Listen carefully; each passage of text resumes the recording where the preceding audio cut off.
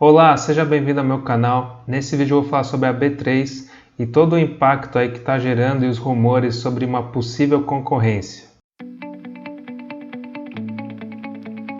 Bom, eu separei aqui a notícia da queda das ações da B3 por uma possível concorrência então da XP e, segundo o analista da Empíricos, isso é uma oportunidade de entrada. E antes de falar se vale a pena ou não entrar nessa oportunidade ou não, eu vou fazer todo o estudo da ação até o final do vídeo, mas antes eu queria passar um panorama então do que aconteceu. Houve a saída aí de um conselheiro da administração da B3, que também fazia parte da XP Investimentos. Então, como fala na notícia aqui, a saída do Berenguer pode ou não ter um fundo de verdade. Por que isso? Por que a saída de um conselheiro da alta cúpula aí do Conselho de Administração gerou algum rumor sobre uma possível concorrência da XP da Bolsa de Valores? Quando você tem alguém da XP que está num projeto para fazer uma bolsa concorrente, dá conflito de interesses. Então, uma possível saída desse conselheiro pode ser uma manobra de livrar aí do conflito de interesse entre as partes. E por isso então que a narrativa colou, como eles falam aqui, e algum problema deve aparecer para a B3 no curto prazo, que é exatamente o que vem acontecendo. A ação aí saiu de R$19 mais ou menos e fechou hoje a R$16,10. E segundo os analistas da Empíricos, a queda é excessiva porque em parte a B3 já tem concorrência por conta da existência da Nasdaq, que várias empresas de tecnologia brasileiras optam por abrir capital na Nasdaq ao invés de abrir na B3. Outro ponto que é destacado na notícia é que a XP já está tendo um problema com o BTG Pactual, que vem crescendo bastante aí no market share de novos investidores na bolsa, e que seria mais um problema aí para ele ter que tratar em relação ao futuro da companhia. Ou seja, fazer concorrência com a B3 e ainda cuidar da concorrência que vem crescendo por parte do BTG Pactual. Somado a isso, também teve uma autorização da CVM para a empresa Mark to Market para se tornar depositária de certificado de recebíveis do agronegócio, famoso CRA. Então, ao operar como uma central depositária, a empresa será responsável pela integridade e disponibilidade de informações dos ativos financeiros, valores mobiliários e títulos colocados sob sua guarda. A empresa, então, será a única, além da B3, a operar neste mercado. Ou seja, isso também abre um precedente para que outras empresas comecem a concorrer com a B3 nesse tipo de mercado e o rumor fica cada vez mais forte de uma possível bolsa que concorra com a B3. Além disso, eu separei essa notícia de hoje, do dia 11 de junho de 2021, que o Infomoney postou aqui que a B3 registrou problemas técnicos nos sistemas com efeito em posições e procedimentos de pós-negociação na B3. Não sei se vocês sabem, mas a Infomoney é da XP Investimentos e muito se fala que essas notícias estão aumentando a narrativa de que a B3 é ruim, que precisa de uma concorrente. Então saiu essa notícia agora de um problema técnico da B3 e provavelmente vai ser resolvido só até segunda-feira, né? Antes de partir então para a análise da ação, eu vou também dar minha opinião no final do vídeo. Se você está gostando do conteúdo, por favor, se inscreva para não perder mais nenhuma análise de ação e que eu também trago assuntos agora bem atuais que fazem parte aí do mundo de finanças e investimentos.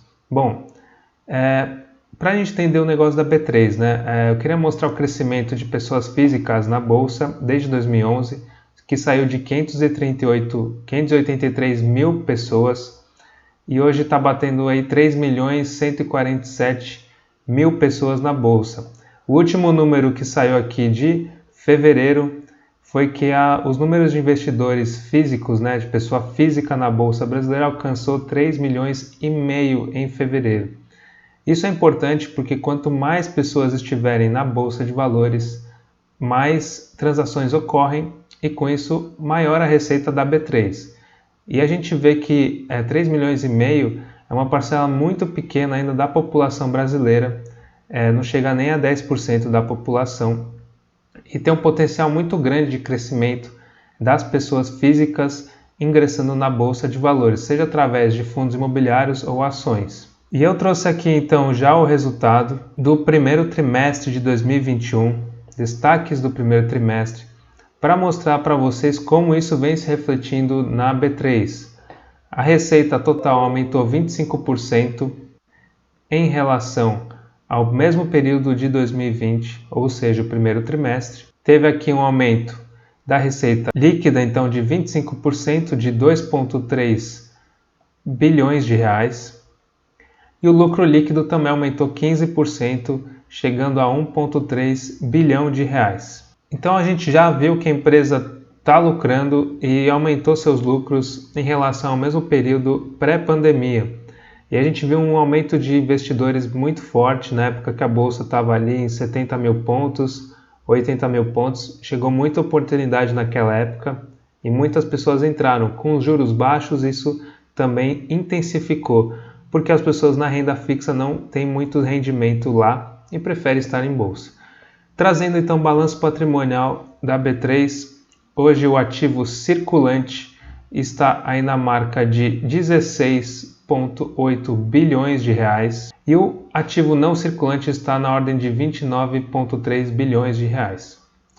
Analisando aqui, comparando com o passivo circulante, o passivo já está em 9,5 bilhões de reais, ou seja, a empresa tem praticamente o dobro de ativos circulantes, e o passivo circulante em 12,3 bilhões de reais.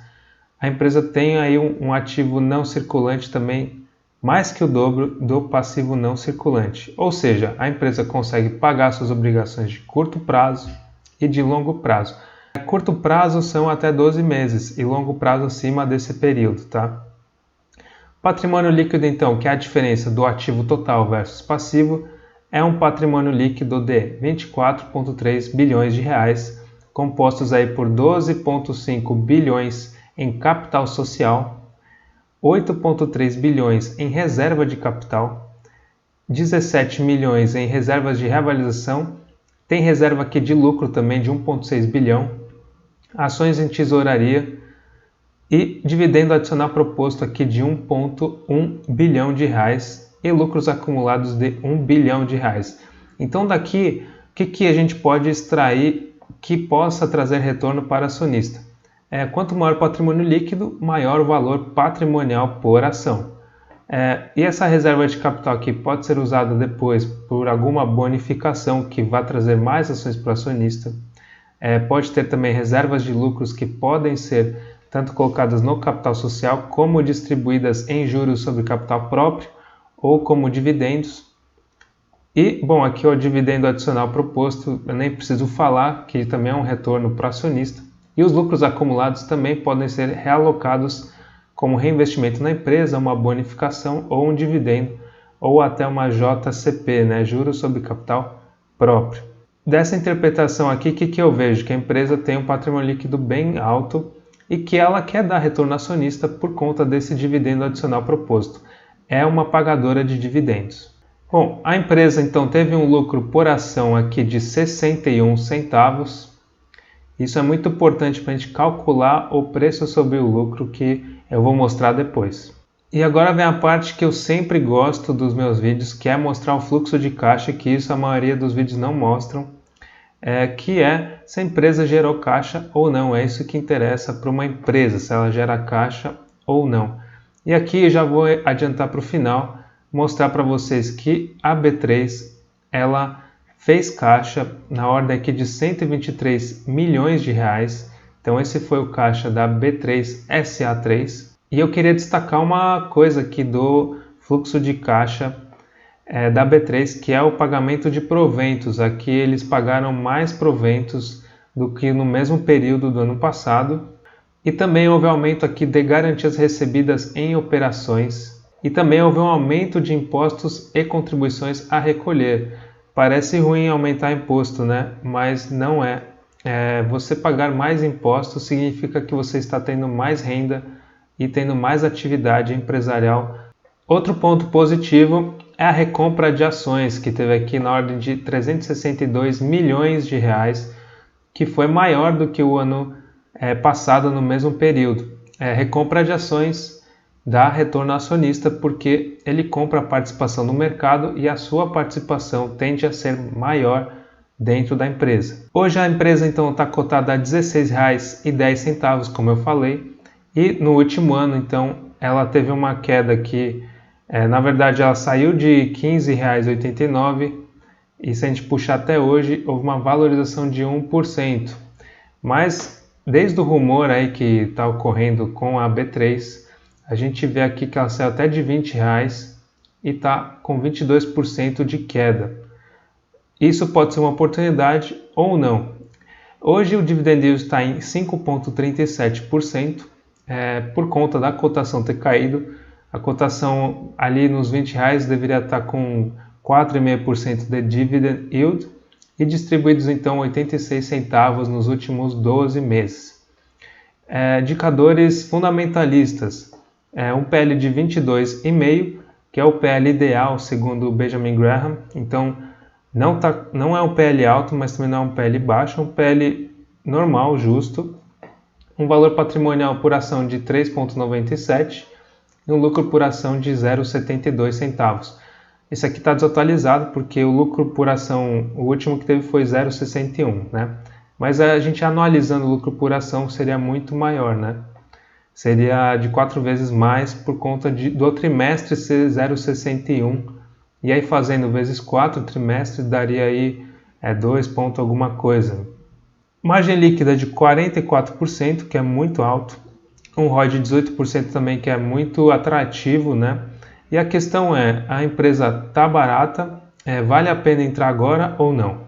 Então eu preparei aqui uma planilha para vocês.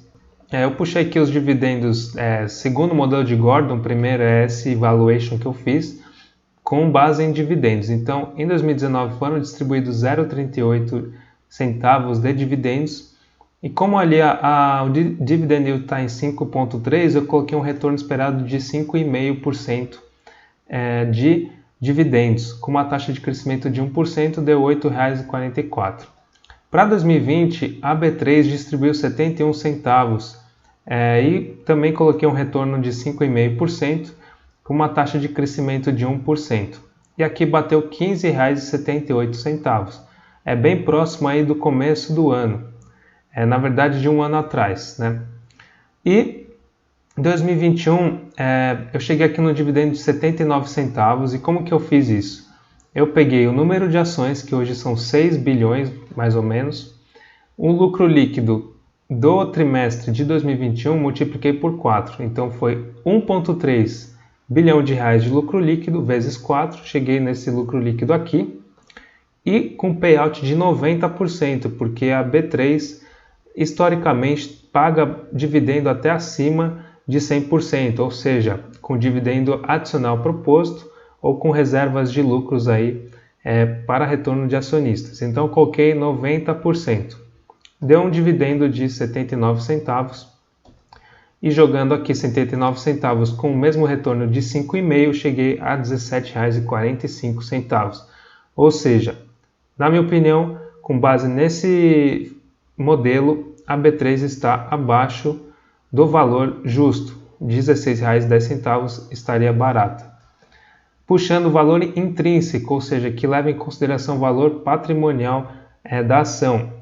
Com lucro por ação aqui de R$ 2,44, porque eu peguei 61 centavos e multipliquei por 4. E um valor patrimonial de R$ 3,97, cheguei aqui no valor intrínseco de R$ 14,76. Muita gente me pergunta qual que eu uso, o valor intrínseco ou o modelo de Gordon.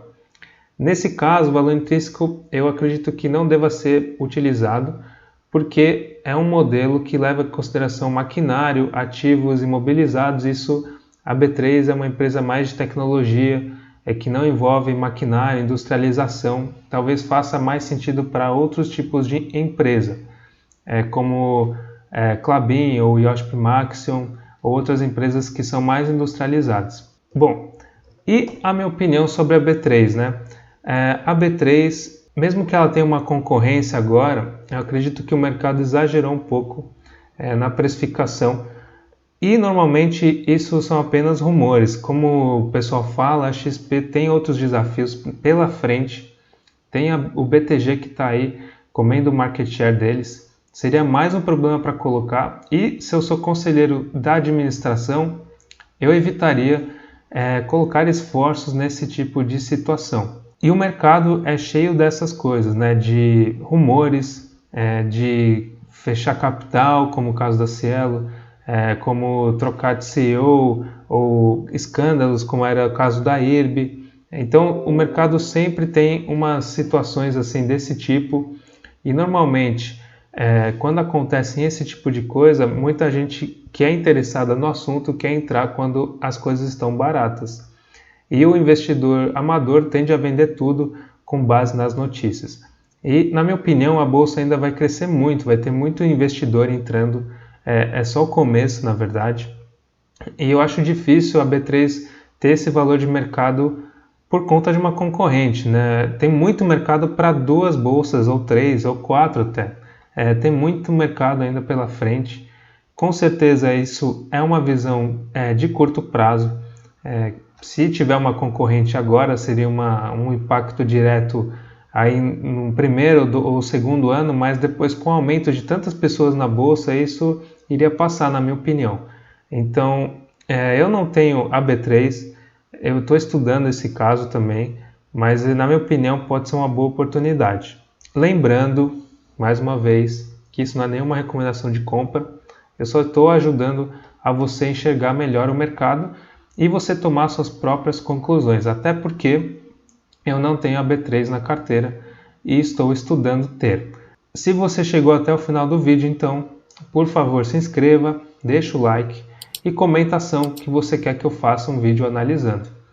E fale também se você acha que é uma oportunidade isso, se é um rumor do mercado, se tem alguma coincidência entre a XP e a Infomoney fazendo essas matérias, o que você acha de tudo isso? Muito obrigado e até o próximo vídeo.